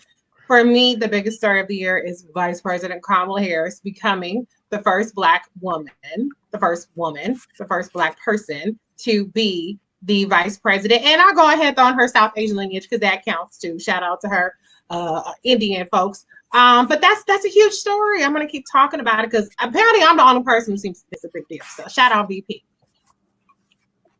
And she did a lot of things. I mean, if I get a couple more seconds, she did a lot of things that were very significant. All of the media focus outside of, this show, I'm the one who goes hard for her all the time. But the mainstream narratives were all about stupid little piddly shit. But we didn't talk enough about the fact that she led the charge in terms of the maternal health crisis, having marking the first time Black maternal mortality was marked in the White House, as well as having an entire maternal health day of action. She recently announced a lead plan removal in terms of the water and the piping and things like that process that she's leading up. It was mentioned earlier about Black businesses and the changes that we saw in terms of the ability to access capital, PPP loans. She led the charge with that, along with Janet Yellen. I mean, there were so many areas where she led the charge on very significant substantive things that have not gotten any credit. I mean, we talk about the child tax credit, which had a significant impact on child poverty for Black people. She was instrumental in the White House support of that. And so I could go on, but it's not just about people. We talked about rhetorical flourishes. It's not just about rhetoric, it's about receipts. And if anybody ever actually looked at the receipts, they are plentiful when it comes to her impact in terms of HBCU funding. And pretty much, and this is what I have on good authority, everything that impacted Black people was something that she fought for in that seat as the vice president in the White House. So we cannot just talk about representation without talking about the results that we got from her being in that seat. All right, Faraji, what stood out for you in 2021? I think the biggest story for me for this year, Brother Roland panel, January 6th. I cannot get past reading about how January 6th continues to kind of unfold, how it's bringing in former President Trump, how it's leading to investigations, to the, of course, the House committee hearings, to even some arrests. I mean, I have never seen something like that ever in my life. I mean, when you got people literally scaling the walls of the Capitol, folks, and this ain't Black folks, this is white people who are just so upset, so angry, so riled up. It has to be one of the most significant moments of our history in this of this country's history. And we're coming up on the first year already. We're coming up on the first year, but how do you really memorialize that? One of the and Brother Roland, you can certainly help me on this. One of the big things that I took away from it is I saw that documentary, the police officer that has been a part of the hearings, and he was part of I think the Washington D.C. Metro Police, and I forgot his name, a white man. Mm-hmm. But to see his story, to hear his story, Officer Fannin, yes, sir, thank you. To see his story and how he was almost murdered right there on the Capitol. I mean, that has to be, and I mean, if you're a political science person, or you just like to see, social science, I've never, ever seen that in my life. I remember just watching the TV in awe, in shock. I mean, I was going through a lot of different emotions, but one of the big things that I gleaned from that moment was the simple fact that if the United States government is falling apart for white people, where it has always stood up for white people, hell, we ain't got no chance. I mean, if it got to that point for white people, then we need to rethink our strategy on our relationship with this government, because if white people are scaling the walls, not getting shot down, white people are scaling the walls, killing police, they're scaling the walls, and not truly being prosecuted, we have no chance in terms of moral redemption. We have no chance of getting the type of freedom and justice and equality that we deserve. That had to be one of the biggest moments for me, Rob Roland. Greg. Yes, I think while, of course, working at Howard University, there's no way but to acknowledge the watershed significance of Vice President Harris's election. And of course, Howard had its own crisis, predictable crisis, this semester as a result of COVID and convergence of all the issues that many universities are facing. I think in the weeks preceding her inauguration, her swearing in, of course, as you say, Faraj, I think the story is January the 6th and everything that has taken place in that year since. So I think for me, the major story is if this were a doomsday clock and the end of the United States as a country was midnight, I think we moved a little bit closer to midnight in the year since January 6th with the critical race theory war, which is a proxy war, as we know, by white nationalists who literally rather die of COVID or anything else. The anti-masking, the anti-vaccine campaigns, the abortion laws passed in Mississippi and Texas that the Supreme Court is set to use to overturn Roe versus Wade. All of these, the state house and voter suppressions, which led to the election of a nut as the governor of Virginia and another nut who happens to be black as the lieutenant governor. All of these things speak to, for me, the biggest story, not only of this year, but really of the last 4 years, beginning on election night 2016, which is that this country is closer to an open civil war than it has been at any time since really the civil rights movement. There's a new book out by Stephen Marche, a Canadian, who's written a novel called The New Civil War. That's based on interviews with over 200 military folks and scholars and activists.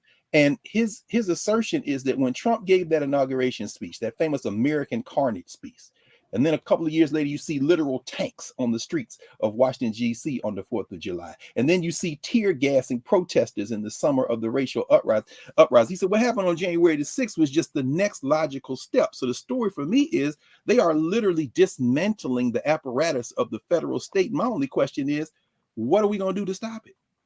Come on. Come on. So I think that when we think about this year, certainly January 6th, hell, 6 days in. And it was very interesting. My publicist, Tasha, got upset with me because I did a lot of media interviews and they would ask me, so Roland, what was going through your mind when you saw it unfolding? And I said, I smiled. And I sort of had I did. I said, I smiled. You went hard in the face. I said I sort of had a Malcolm X moment when he was asked about after Kennedy was assassinated. And I said, and the reason I smiled, I remember because we were in Georgia. Also, that was another huge story in 2021, the election of Raphael Warnock and John Ossoff. You know, we basically moved to Georgia, spent 5 weeks there. And it was that this happened the day after the election. And we were actually at a black-owned restaurant where the staff was just chilling, just taking in the win. And it was on television. And I remember going over to the bar and we're seeing on television. And I was standing there like this here, and I started smiling. And I said, America, y'all now get to see what we've been telling y'all was going to happen. I said, there's no more, y'all are just, no. I said, you now get to see what we told y'all was going to happen. And it's happening. And I said, I was glad that folks had to see it. Because see, now what has unfolded has been the recruitment. Pete Navarro admitting they recruited more than 100 House members, and how Senator Ted Cruz leading the effort on the Senate side. Wow. See all of these different things. Wow. And now we hear Steve Bannon was right there planning and plotting, and he's still planning and plotting. Okay. And, he also got charged with contempt of Congress. And we could go on and on. All of these things are happening. And we told y'all it was going to happen. But now y'all seeing it. But see, now the question is, how do you respond? That's right. Now who goes to prison? We also, saw significant, by having Reverend Barber, what they were doing, the mass action, the protest. We saw that happening. But also, I think what we also saw happen in this year, we did not see enough action in some other places. We saw the problems Black Lives Matter faced. when they publicly announced how much money that they had received. And I had to keep reminding people, a lot of folk made a big deal out of Black Lives Matter receiving $90 million in funds, but NAACP got about 130, 140 million. Now they never released their number. National Urban League never released their number. Some other groups never released their numbers. But a whole bunch of folk profited off of the death of George Floyd. Come on now. And so you saw Patrice Cullors, who was forced to step down, and so they've been going through through that. And if there was something that I think that we did not see enough of, and I think this is tied to who's in office, I think it does, is action in the streets. We saw the rise in 2020 and the continue in 2021 of Until Freedom. What was happening? The work they put on the ground, Breonna Taylor. We also saw a huge story in the big story of 2020 was the death of George Floyd. Big story in 2021 was the conviction of the cop who killed George Floyd. We can't overlook Derek Chauvin and what happened as well. So I think there are a number of things that we saw in 2021. But what I think is consistent as we move into 2022 has to be something Faraji said earlier, something Greg said. Reese talks about it. I talk about it all the time. And also put a pin in it. We also saw our girl Erica Savage Wilson come back. She's doing well. Matter of fact, she was on Facebook and Instagram Live just I think today. And so y'all, like, trust me, Erica was almost killed in that car crash, but she's made a remarkable recovery. It was to the point where she wasn't even allowed to even watch this show and even watch television because of her traumatic brain injury. So I got to give a shout out for that. I think that what we got to talk about is, for us as Black people, Frederick Douglass said it, power concedes nothing without demand, never have, never will, agitate. We simply don't have the luxury to kick back, relax, go chill in Paris, go hang out in Thailand, take a gap year. That just doesn't exist for Black people. It just doesn't. And I think we have to understand that we are in a constant pursuit of tearing down Jim Crow, burying Jim Crow, fighting white supremacy, because we are in a battle for our future existence. In the first quarter of 2022, my book will be coming out called White Fear. We'll be dealing with that. And why is that important? Because that's what we're in the middle of. And I think that what we have to recognize, Reese, is that we also have to be, I think, far more strategic and smarter in recognizing the white right buttons that are pushed, and then how we respond to those buttons being pushed. I got a email today of Simone Sanders' last day working for the vice president. When she was on CNN, I remember that was a segment that Corey Lewandowski was on, and it was Simone, I think Angela Rye, and it was like one of the panel of 8 people. And they had this panel, and they were discussing something, and Corey threw something out, and then Angela Simone jumped on that thing and took the whole conversation away. So I remember I ran into Simone, I was walking down the streets of DC, and we were she's like, well, I got something I want to run by you. I said, well, look, I'm busy. You can carry my bag and follow me where I'm going. So she did. So we I think we went to the ice cream joint. We sat down. She's like, man, that segment was great. I said, no, it wasn't. It was trash. She's like, what? I said, it was trash. I pulled my laptop up. I said, let me show you just what happened here. I said, this was a conversation. Corey Lewandowski threw something out. Y'all chased him down that rabbit hole, changed the whole conversation. I said, watch. And I played it and I rolled it back. I said, see, what you should have said to him was, Corey, nice try. We'll discuss that tomorrow, but this is today's topic. She was like, wow. So I think, Reese, when you look at because I said this about critical race theory, the moment it happened, I warn everybody, don't chase that down the rabbit hole. That's right. It had nothing to do with critical race theory. It had everything to do with getting white folks angry for the 2020 elections. And folk chased it, and I'm like, played right into their hands. Mainstream media went right behind. No, we need to explain what it is. No, you don't. They already know what it is, but you're playing their game. And so I think one of the things that we have to do is be very strategic, not playing their game, but always executing our strategy in our game. Whew, you're absolutely right. You're absolutely right. I think we see it in terms of playing their games and playing into the hands of Republicans.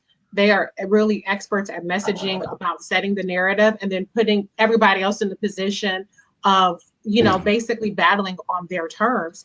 But we also see this happen even within our own Black community. And, I find, being a person who's constantly pushing back on disinformation, that I'm constantly having to fight on, I have to constantly push back on the same, I will say not even 5, a handful of the same narratives that, really permeate the entire discussion. And that's the terms of the discussion. And so I think we have to expand what our lens is focused on. I said it earlier, and I just can't emphasize that enough. We have to really expand what we're really looking at. If I hear for 2022, we ain't got the George Floyd bill, we ain't got the voting rights bill, and disregarding everything else, I'm going to lose my shit, because yes, we don't have those things. But meanwhile, we're taking our eye off the ball on so many other things. I didn't hear a lot of people, push back on this whole, speaking of white is right, attitude that we have even within the Democratic Party in terms of selecting candidates. We have a lot of very qualified Black candidates. You've had them on your show, Roland, who are running statewide offices, whether it be for governor or for Senate. And, even at times, Black people, we're guilty of perpetuating the, well, they're not going to let a Black person win kind of attitude and undercutting the Black candidates until they start to show some polling that shows them in the lead. And so 2022 is going to shape up to be a big year. And we don't have to just fight against the white supremacist narratives that are going to really set a lot of the discussion in the mainstream media. We have to fight against the, I'll call it Black on Black crabs in the barrel narratives that really cause us to undercut our own, even within our own community, because 2022 is going to be about formal voter suppression, meaning, that going in through the laws that are passed at the state legislature, but also in what's happening in social media. And the last thing I'll say is, I saw the CBC wished a Merry Christmas, and all of the comments under there were Black purported accounts who were just trashing them, talking about reparations, which everybody in the CBC actually supports, and a number of other things meant to really undercut the CBC and make it seem like they're do nothing. I've never seen that kind of engagement under Mitch McConnell, under any kind of House or RNC accounts. And so we're fighting our battles as Black engaged voters and Black engaged people on multiple fronts. And so I just really want us to be aware of all of those things, because it's very easy for us to sit around here and talk about, how the white supremacist narratives and all the other kind of stuff, but we're really, really ignoring the detrimental narratives that we are seeing in our own conversations that aren't really being brought to the forefront or challenged. Brother Roland, can I add to that? Yep. Yeah, just real quick. I mean, I think that Reese, you're on to something, and I want to add to what you, Brother Roland, what you and Dr. Carr were talking about when you were saying about rhetorical flourishes. I mean, if you've been in the work of movement building, if you've been in the any Black space, we love rhetorical flourishes. We love people to sound good, and I've had my fill of rhetorical flourishes. But I think when you actually a very quick pivotal question, Brother Roland, you said why are we still in that space in 2021? It's simply because, and this is the only thing I can glean from it, is because when you are sitting there listening to a lot of people who are talking Black, who are talking this and talking that, there's no responsibility. There's no commitment to that.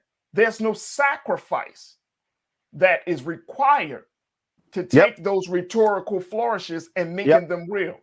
And so that's one of the big reasons why we love to stay in that space, because we could talk about the great ones that came before us, the contemporaries that are among us. But when you're talking about who in the generation right now, who of us are going to be the next torchbearers, who of us are going to be the next, cadre of freedom fighters, that number gets so small. You and I know it. The number gets so small, it's almost not seen.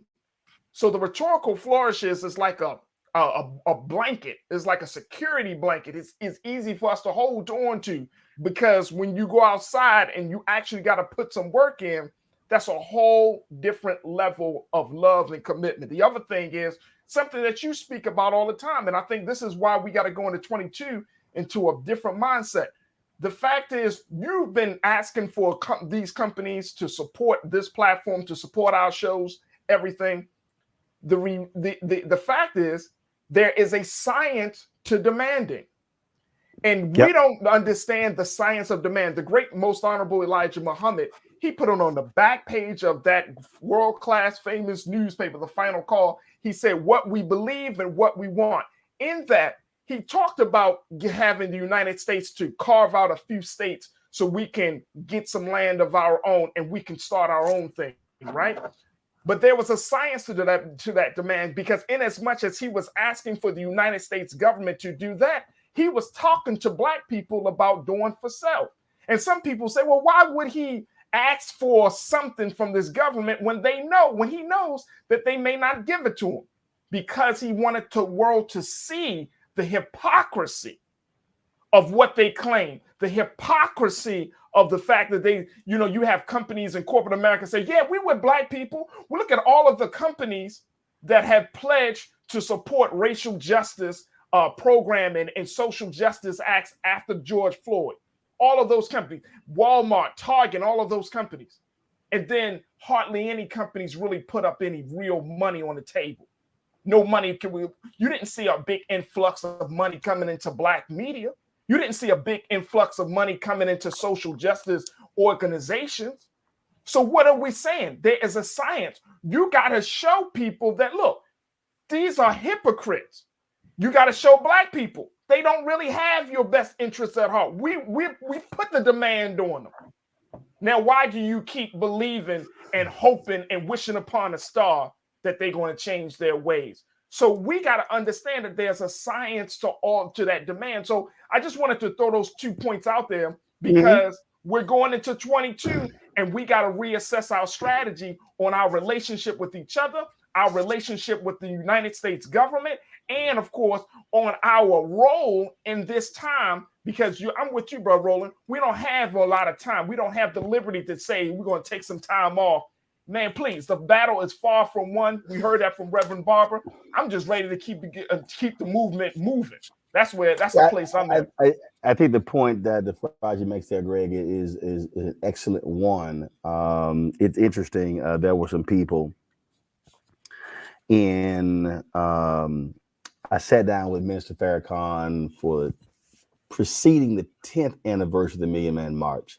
And we talked about failures coming out of the Million Man March. And one of the things that he said was there were a lot of people who were critical of the Million Man March who did not stand with us to create a plan of action after the Million Man March.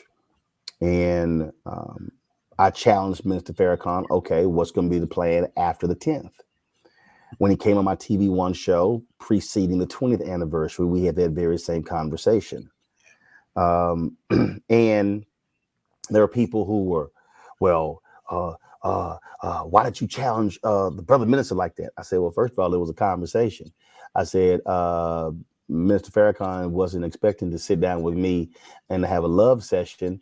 I said, because he knows exactly how I operate, which he has actually expressed to me personally offline in terms of challenging. What Faraja just laid out there is, I would dare say, and I would say this, the one thing I think many people, not just black people, most people are afraid of is accountability. Mm. And you're absolutely right. Oh, it's easy to sit there and listen to a speech. It's easy to sit there and listen to a sermon. I love it when people say, oh man, that preacher, man, he was preaching. And then you go, what was the scripture? Mm. What they really were referring to was the hoop. Of course. They were referring to the hoop, which is the emotional part. But if you can't tell me what the scripture was, in fact, my wife will tell you, if we're sitting in church, she can tell you whether or not the preacher is having an impact on me, judging based upon my notes. See, I take copious notes. If she looks over and all she sees is the date, the name of the church, the preacher's name, the title of the sermon, and the scripture, and she don't see nothing below that, that means he or she ain't saying nothing that's resonating with me. Mm. And there are a lot of preachers who know they ain't preaching or saying nothing. So what they'll do, Greg, is they will immediately go to the cross. Mm-hmm. See, some of y'all gonna get that. So what happens is they'll go to the cross because when you go to the cross, it automatically elicits a response from the people. So the sermon is awful. And then they'll say, on Friday, all of a sudden folks stand up, start shouting. And then they go on Sunday morning. Yes, sir. And this is me sitting there. And I'll turn to my wife. There's a certain preacher, I ain't gonna name the church, but he's an associate pastor. I'd be like, he about to go to the cross. He about to go to the cross. Yes, sir.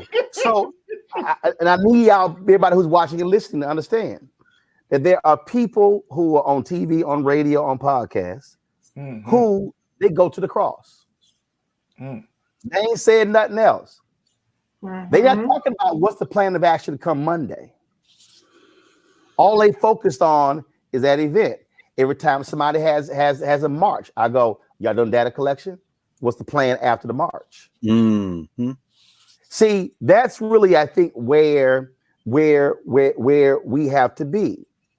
You know, this year, I knew we were going to be launching Black Star Network. I knew that 3 years ago.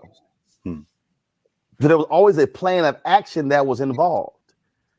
It was always a building to that. And then when the haters were sitting here running their mouths, I was like, yeah, whatever. When they were doing videos saying, oh, he doing this, whatever, because I don't work for them. I work for the people. Mm-hmm. And so I really believe where we have to be in 2022, Greg, is we have to be willing to show the hand to the haters, to tell them to move on to their own divine good. So if they want to go talk, go on talk. Come on. Go on talk. Because they hit me up. They like, man, you need to come on so-and-so page. Man, she killing you. Why am I going to talk to a fool? Why am I about to invest time, energy talking to a fool? No, where we have to be, if we are serious about Black advancement, then we've got to be serious about not only announcing something on Monday, Tuesday, Wednesday, Thursday, Friday, but we got to be focused on what's the plan for the next day. That to me is really what our goal has to be in 2022, Greg. Yes, sir. And it's more than just words, it's action. And you've shown us with your action, Roland. You told that story many times in this space in TV One. You know, the first time that we met was an argument, but it wasn't an argument. It was just two brothers who began to get to know one another, because underneath any disagreement, agreement, is love. And what people have to understand is, I don't know anybody who works harder than you do. And all of those hours, except for the handful that you spend in this public facing space, are done out of the view of people, but they're done with love. I've seen you in all kind of circumstances. We watched you in Georgia with your arm draped around that little boy. We seen you in the streets. We saw you down there in Atlanta risking your health and having a bit of a health scare, which is why you in quarantine with all those young brothers and sisters come from South Carolina State and Jackson State. That's love. You can't fake that. And, you know, I don't know what a conservative Christian is. I think that's an oxymoron. If I understand Christianity, in fact, you can't be conservative and Christian. So when you say they go to the cross, and you know, I'm a Southerner like you, so I know what that means, brother, when they go to the cross. But it seems to me, and I might be misremembering scripture, but it seems to me that Christ was hanging between two people that day on Calvary. And what he had said in the words of the Reverend James Cleveland, so, well, if you are the Son of God, why don't you come down off that cross? Christ seemed to, I'm not going to put attribute actions to the Christian Savior, but it seemed like he gave a little bit of the hand to that guy, because the other guy said, well, I don't know whether you are or not, but if you're coming into your kingdom, remember me. And Christ said, this day you will be with me in paradise. And I seem to remember an old song we used to sing, must Jesus bear the cross alone and all the world go free? No, there's a cross for everyone, and there's a cross for me. So if you're a true Christian, if you're a true Muslim, if you truly believe in the Odu Ifa, if you're a practitioner for real of Odun or Karamble or Santeria, any of our spiritual traditions out of Africa, then you know it's not rhetoric that you must do for the least of these. William Barber risking his physical health every day. It isn't just his physical health. He needs bodyguards. You know why? Because the state is not going to go quietly when they are serving the interest of the money changers, the same class that Christ put out of the temple, again, if I'm remembering my scripture correctly. And so what you're doing and what you've been doing with this plan is that you're working and have been working out of love and sacrifice so that the rest of us would be around in a space that can help bring our people together. And sometimes, I mean, you have the gift of speech. There was another man I remember who became an ancestor since, you know, we were here last year, the great Bob Moses, who was a man of very few words.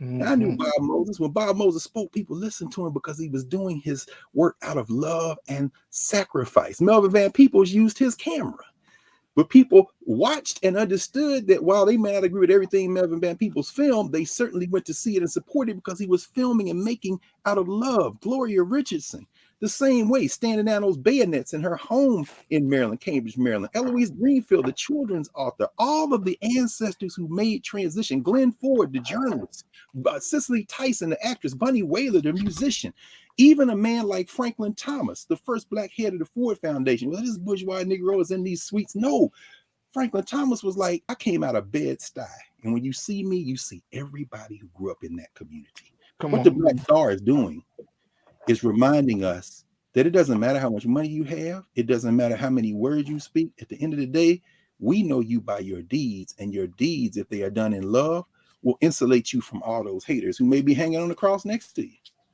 Come on. Let me, the point that Greg just made, my frat brother and I, Todd Brown, we always have this conversation. And Greg alluded to this earlier, that there are a lot of people who are Black, who are in it for self. That's right. As opposed to in it for community. That's right. And so I think it's important for us to understand there's a difference between people who love themselves as opposed to who love Black people. When we were in Ghana in 2019 for the year of return, there were so-called Black people who were critical of us talking about the 400th. They were critical of us talking about the tourism and how much Ghana was making as a result. And they said we should have only been focused on Black people in America.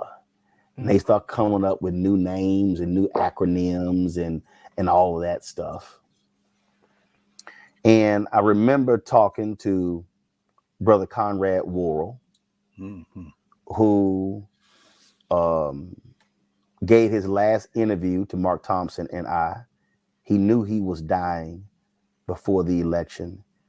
and he implored Black people not to vote for Donald Trump, but to vote for Joe Biden. And I think about these people. I see a bunch of them on the YouTube chat, some on the Facebook chat. Oh man, you be telling folks to vote for Democrats? No, I say to vote for Black interest. Mm-hmm. That's right. Whole bunch of y'all, whole bunch of folk out there. I see y'all. Y'all be hollering about reparations. Not one Republican supports reparations. So you only gonna get it through one party. So you telling me not to have a conversation about Democrats, but you support reparations, but it ain't gonna happen from any Republican. Yeah, some of y'all might want to think about that one. The question is, who loves your people? That's right. There were people who they oh my God, you're putting that foul-mouthed woman, Reese, on your show? Well, as soon as you said foul mouth, I knew you was talking about him. That's terrible. They were like, what are you doing? Are you crazy? All that woman does is cuss. And then when Reese came on the show, Reese actually self-conformed. And I was like, what you doing? No. You were invited to do you, not somebody else. Mm-hmm. Y'all, that was about how do you expand the voices. Tiffany Cross just celebrated her 1-year anniversary on MSNBC. That's right. Her first time in front of the camera was on my show. Roland, this is my 2nd year anniversary on your show today. Yeah, no. Yeah, I know what I'm saying, but it's community. Yeah. See, I need people to understand you can love yourself and you get rich, you get famous, and it's all about your family. But do you? So when I see Reese doing Clay Kane's show on Sirius XM, I'm not mad. I love it. Yes, sir. Because that was the whole point. Come on. That was the point. When I see Tiffany invite me to her show, that was the point. It's called Love of Black People. Come on. And when we're celebrating our folks who've gone from elders to ancestors, or when we're talking about people who are doing great things today, the question is, do they love Black people? That's it. Or do they only love themselves? That's exactly right. That's really the measurement. There it is. And so the challenge I give to all of you who are watching and listening in 2022 is, what are you going to do to spread the love of Black people? How do we all eat? I've told Byron Allen this. Byron, can't one Black-owned media company eat it all? Essence can't. Black Enterprise can't. Urban One, TV One, Radio One can't. But how about all of us eat? Come on. See, Preach. I want Byron, Black Enterprise, Urban One, Blavity, Essence, Black Star Network. I want everybody to eat. Come on. It's $322 billion. Come on, man. Spent every year on advertising in America. Disney can't eat all of it. CBS, Viacom can't eat all of it.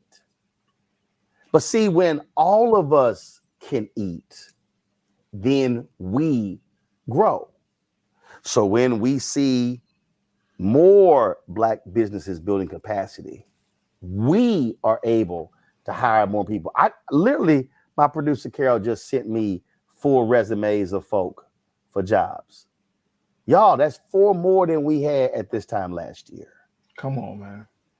That's how we have to be thinking. And so if you're one of these trolls and that is your commitment to life, If you're one of these trolls and what you are providing to black people is to be a troll on the YouTube channel. Come on. It's to be a troll when you make your own videos. Go on talking to win. And if you one of those folks who watch them and listen to them, don't come tell me what they got to say, because I don't give a damn. In fact, I'm gonna end up blocking your ass. Because what we as black people can ill afford going into a new year is to be defined and held back by mess. That's right. And messy people.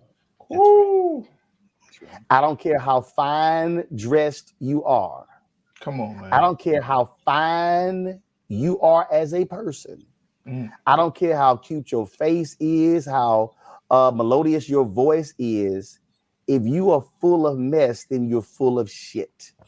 Those two meanings mean the same. Full of mess and full of shit means the exact same thing. And so I want our goal to be to build a stronger community. We wanted to hit right now. We got 24,415 people who have downloaded our Black Star Network app. I would love for us to hit 25,000 by midnight by 11:59 p.m. on December 31st. Y'all, that's what this is all about. When did Black Star launch? It was 2020, We launched 2019. September 4th, 2021. Oh, that's the story then. I guess maybe that's So in 3.5 months, again, we're there. And so we're going to keep building. We're going to keep building, y'all. Because that's what this is about. This is about the absolute love of black people. That's why we created the show. That's why we have the network. There are four shows that we're launching. They've been in development for the past 2 months. We're launching those in January. There are 4 more we're going to launch in 2022 as well. And so that's where we're going. And so thank you for all of y'all who've been on along for the ride. Thank Faraji, Reese, and Greg. We're going to end this show, the final show of 2021, with a look back at some of the amazing people, brothers and sisters we've lost. If we left somebody off, charge it to our head, not to our heart. I've been posting a lot of images on my Instagram page from my archives of folks we've lost as well. And we've lost a lot of phenomenal people. But remember, there are a lot of phenomenal black people you've never heard of. And our goal is to bring them to you and to show you what they're doing. And again, if we can just continue to create more phenomenal brothers and sisters who are doing things for the love of our people, then we would indeed be a much better community. Folks, y'all have a great end of 2021. I'll see you guys on Monday. And on Monday, you want to tune in because I will be debuting our brand new offices. They are complete. You will see exactly what we have been doing. And trust me, you do not want to miss Monday's show. I guarantee you don't want to miss. You can see how we built out and how you have played a huge role in us building out our brand new offices of Roland Martin Unfiltered and the Black Star Network, located on Black Lives Matter Plaza in the nation's capital, Washington, D.C., 2 blocks from the White House. Folks, that's it. Here's our in memoriam. I'll see you guys on Monday. Holla!